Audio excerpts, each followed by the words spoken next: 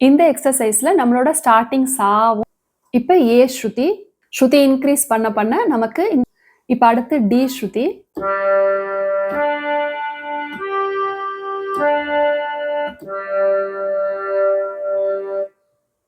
உங்களோட வாய்ஸ் நீங்க lower notes பாட பாட மறைஞ்சு போகுதா? அதாவது சவுண்டே வெளியில கேட்காத மாதிரி இருக்கா? நீங்க லோ பிச்ல லோயர் நோட்ஸை கரெக்டா பாடுறதுக்கு நான் ஒரு சிம்பிள் டெக்னிக் சொல்றேன். இந்த வீடியோவை கடைசி வரைக்கும் மிஸ் பண்ணாம பாருங்க. ஒரு உண்மையை தெரிஞ்சுக்கோங்க. நாம எந்த அளவுக்கு கீழே நோட்ஸை அதாவது லோ பிச்ல லோயர் நோட்ஸை கரெக்டா பாடுறோமோ அந்த அளவுக்கு நம்மளால ஹை பிச்லையும் பாட முடியும்.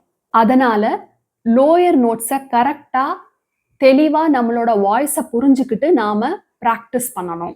நிறைய ஸ்டூடெண்ட்ஸ் சொல்ற விஷயம், நாங்க லோயர் நோட்ஸ் அதாவது லோ பிச்ல பாடும்போது எங்களோட வாய்ஸ் வெளியிலேயே வர மாட்டேங்குது, அதாவது வெறும் காத்து தான் வர மாதிரி இருக்கு, எங்களோட வாய்ஸ் லோ நோட்ஸ் பாடும்போது ரொம்ப வீக்கா இருக்கு அப்படிங்கிற மாதிரி எல்லாம் சொல்லுவாங்க.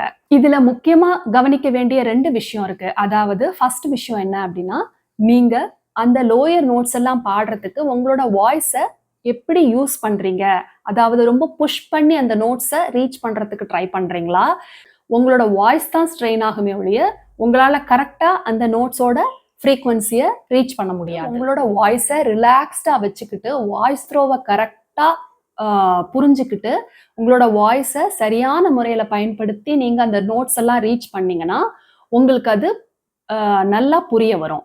2வது விஷயம், அதாவது ஹை நோட்ஸ் எல்லாம் நாம பாடிக்கிட்டே இருக்கும்போது திடீர்னு கீழே இறங்கும் போது உங்களால அந்த ஷிஃப்டிங் கரெக்டா செய்ய முடியாம போகலாம். அதாவது திடீர்னு ஹை நோட்ஸ்ல இருந்து லோ நோட்ஸ் பாடும்போது வாய்ஸ் கிராக் ஆகக்கூடிய வாய்ப்பு இருக்கு. இதுக்கு நிறைய விதமான குரல் பயிற்சிகள் பண்ணலாம். அதாவது ஃபர்ஸ்ட் யார்னிங் எக்ஸசைஸ் அப்படின்னு சொல்லுவாங்க. அதாவது மேல இருந்து நாம கீழே நம்மளோட வாய்ஸை ஸ்மூத்தா கொண்டு வரதுக்கான பயிற்சி. போன வாரம் நான் அப்லோட் பண்ண வீடியோல யார்னிங் எக்ஸசைஸ் பத்தி சொல்லியிருப்பேன். அதே எக்ஸசைஸை நாம இந்த லோயர் ஸ்தாய் வரிசை கூட யூஸ் பண்ணலாம். நீங்க கம்ஃபர்டபுளா எந்த லோ நோட் வரைக்கும் உங்களால பாட முடியும் அப்படிங்கறத பத்தி கீழே கமெண்ட்ல சொல்லுங்க. அப்படியே லோயர் ஸ்தாய் வரிசைகளுக்கு இன்னும் நிறைய எக்ஸசைஸ் வேணும்னு நினைச்சீங்கன்னா எஸ் அப்படின்னு சொல்லி கமெண்ட் பண்ணுங்க. இதுல நிறைய பேர் பண்ணக்கூடிய ஒரு மிஸ்டேக் என்ன அப்படின்னா, இப்ப ஹை நோட்ஸ் பாடுறதுக்கு எப்படி கத்தி பாடனா ஹை நோட்ஸ் பாட முடியும்ன்ற ஒரு மித் இருக்கோ அதே மாதிரி லோ நோட்ஸ் பாடுறப்ப நம்மளோட வால்யூம் குறைச்சிடணும் அப்படின்னு நினைக்கிறாங்க. ஆனா அது முற்றிலுமா தப்பு. வால்யூம் குறைக்க குறைக்க உங்களால அந்த நோட்ஸையே ரீச் பண்ண முடியாது. லோயர் ஸ்தாயி லோ பிச்ல பாடுறது அப்படிங்கிறது வால்யூம் குறைச்சு பாடுறது அப்படிங்கிறது கிடையாது.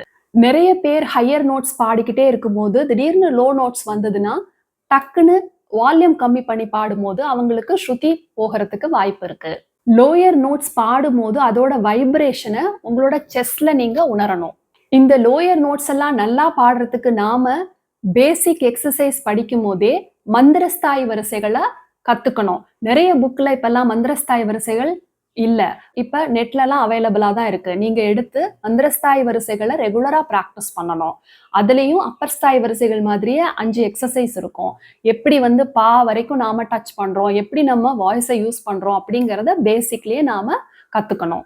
மந்திரஸ்தாய் வரிசைகளை 3 ஸ்பீடும் பிராக்டிஸ் பண்ணதான் உங்களோட வாய்ஸ் ஹைலையும் போயிட்டு திடீர்னு கீழே ஷிஃப்ட் ஆகும்போது ஸ்மூத்தா ஆகுதா அப்படிங்கிற மாதிரி நாம செக் பண்ணிக்கலாம். இப்ப சாணி தாப்பா அப்படிங்கிற ஸ்வரம், அதாவது கீழே உள்ள ஸ்வரங்களை பாடும்போது நாம அத அந்த ஸ்வரங்கள் எல்லாம் கீழே இருக்குங்கிற காரணத்தினால நம்மளோட வாய்ஸை சாணி தாப்பா அப்படி இறக்கிட்டே போகக்கூடாது. அந்த மாதிரி பாடினோம்னா நமக்கு வாய்ஸ் உள்ளேயே போற மாதிரி இருக்கும். வெளியில நமக்கு கரெக்டா அந்த நோட்டை டச் பண்ற மாதிரி தெரியாது. சாணி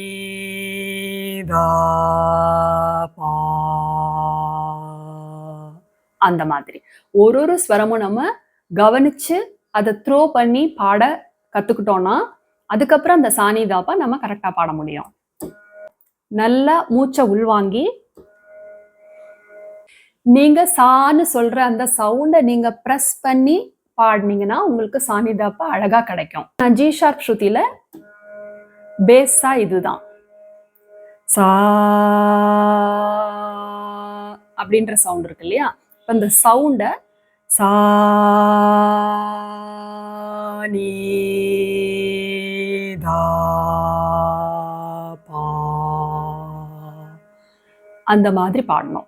இப்ப நீங்க பாடுங்க, நான் கீபோர்ட்ல ப்ளே பண்றேன்.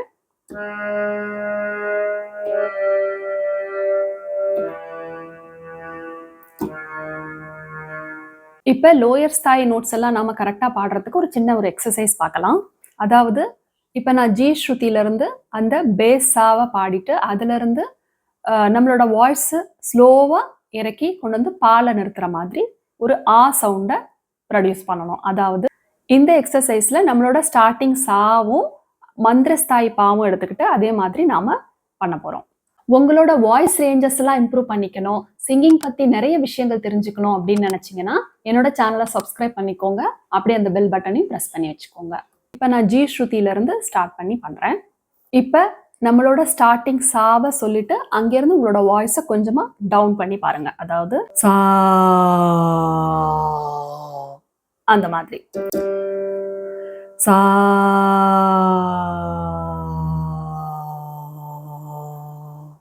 அந்த மாதிரி ஸ்லோவா கூட நம்ம பாடி பார்க்கலாம், இல்ல ஃபாஸ்டாவும் சா அந்த மாதிரி. இப்ப அடுத்து ஜி ஷார்ப், சா அந்த மாதிரி, சா அந்த சாவோட சவுண்டை நீங்க பிரஸ் பண்ணி கொண்டு வரதுக்கு ட்ரை பண்ணணும். இப்ப ஏ ஸ்ருதி, சா அந்த மாதிரி. இப்ப அடுத்து ஏ ஷார்ப், சா அவ்வளவுதான். ஸ்ருதி இன்க்ரீஸ் பண்ண பண்ண நமக்கு இந்த கீழ்ஸ்தாய் வரிசைகள் கம்ஃபர்டபுள் ஆகிட்டே வரும். அப்ப எந்த ஸ்ருதியில நீங்க கீழே ரொம்ப கம்ஃபர்டபுளா பாடுறீங்க அப்படிங்கிறத நீங்க தெரிஞ்சுக்கலாம். இப்ப ஏ ஷார்ப், சா அந்த மாதிரி. இப்ப பி ஸ்ருதி, சா அவ்வளவுதான், சா அப்படி. இப்ப சி ஸ்ருதி, சா சா அந்த மாதிரி கொண்டு வந்து நிறுத்தணும். இப்ப அடுத்து சி ஷார்ப், சா அந்த மாதிரி. இப்ப அடுத்து டி ஸ்ருதி, சா அந்த மாதிரி. இப்ப அடுத்து டி ஷார்ப், சா அந்த மாதிரி. இப்ப அடுத்து ஈ ஸ்ருதி, சா சா அந்த மாதிரி. இந்த மாதிரி நிறைய எக்ஸசைஸ் செய்ய தான் உங்களால அந்த வாய்ஸ் த்ரோவை லோயர் நோட்ஸுக்கு எப்படி கொடுக்கணும், ஹையர் நோட்ஸுக்கு எப்படி கொடுக்கணும், எப்படி வந்து ஸ்மூத்தா பாடணும் அப்படிங்கிற விஷயம்லாம் உங்களால தெரிஞ்சுக்க முடியும். நான் ஏற்கனவே ஹை நோட்ஸ் எப்படி பாடுறது, ஹை பிச்சில் எப்படி பாடுறது அப்படிங்கிறத பத்தி வீடியோ அப்லோட் பண்ணியிருக்கேன். அதோட லிங்கை நான் உங்களுக்கு ஃபர்ஸ்ட் கமெண்ட்ல தரேன், நீங்களும் போய் செக் பண்ணி பார்த்து ட்ரை பண்ணுங்க. இப்ப இந்த சானி தாப்பா அப்படிங்கிற கீழே வரக்கூடிய அந்த லோயர் நோட்ஸை நீங்க ஐடென்டிஃபை பண்றதுக்கு இப்ப நீங்க மத்திய ஸ்தாயில சானி தாப்பா பாடுறதையும் லோயர் ஸ்தாயில சானி தாப்பா பாடுறதையும் வச்சு நீங்க புரிஞ்சுக்கலாம். அதாவது இப்ப ஜி ஷார்ப்போட மத்திய ஸ்தாயில வரக்கூடிய அந்த சானி தாப்பாவையும் லோயர் ஸ்தாயில வரக்கூடிய சானி தாப்பாவையும் நான் ப்ளே பண்ணியும் பாடியும் காமிக்கிறேன் உங்களுக்கு. அப்ப டிஃபரன்ஸ் வந்து உங்களுக்கு புரிஞ்சுக்க முடியும்.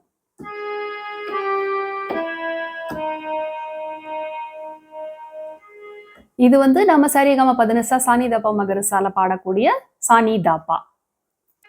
சானி தாப்பா அப்படி பாடுறோம். இப்ப இதே சானி தாப்பாவை லோயர் ஸ்தாயில பாடும்போது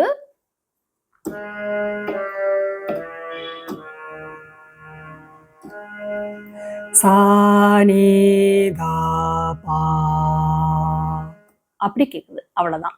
இந்த சானி தாப்பா மாதிரியே தான், பட் இன் லோயர் ஆக்டேவ்ல இது கேட்கும். அவ்வளவுதான். அதனால அந்த நீயோட பொசிஷன் தாவோட பொசிஷன்ல உங்களுக்கு கன்ஃபியூஷன் இருந்ததுன்னா நீங்க இந்த சானி தாப்பாவை பாடி பார்த்து கூட அதை ஐடென்டிஃபை பண்ணிக்கலாம்.